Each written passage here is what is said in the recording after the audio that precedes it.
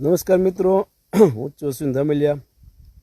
મિત્રો, હમણાં 10-15 દિવસથી સોશિયલ મીડિયાની અંદર એક પોસ્ટ ફરે છે, જેની અંદર એવું લખે છે કે પટનાની અંદર, બિહારના પટનાની અંદર ગુજરાતના પનોતા પુત્ર નરેન્દ્રભાઈ મોદીનું મંદિર બને છે.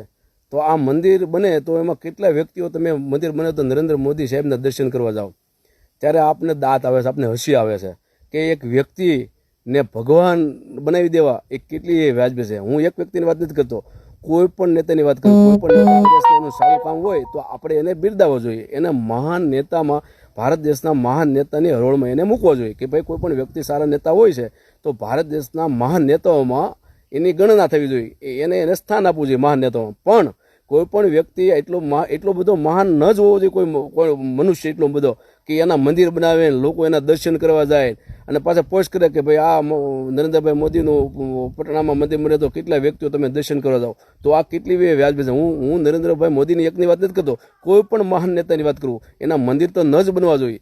એને મહાન હોય તો આપણે એને મહાન કહેવામાં કોઈ વાંધો નથી. આપણે એને તમ તારે મહાન કહેવું, મહાન જે નેતાઓ છે ભારત દેશના, એમાં એને સ્થાન આપો. પરંતુ એનું મંદિર બનાવીને એને દર્શન કરવા, એની આરતી ઉતારવી, એ ખરેખર હિન્દુ ધર્મના અનુસંધાન આ ભગવાનનું અપમાન છે. આ કાંઈ થોડા મંદિર બને.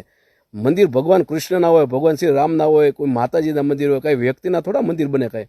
તો આમાં તમે કેટલા વ્યક્તિ સમજ છો, મને જવાબ આપજો કે ખરેખર આ મંદિર બને છે. આ ભારત દેશને અમુક લોકો જે છે એ આ જે પોસ્ટ ફેરવે છે એ મૂર્ખામી કરે છે કે એ મંદિર એનું બનવું જોઈએ. વિચાર તો કોઈ વ્યક્તિનું મંદિર બને, ભગવાનના મંદિર બને. હે તો આનો તમારે મને કોમેન્ટ બોક્સમાં જવાબ આપવાનો છે. જય હિન્દ, જય ભારત.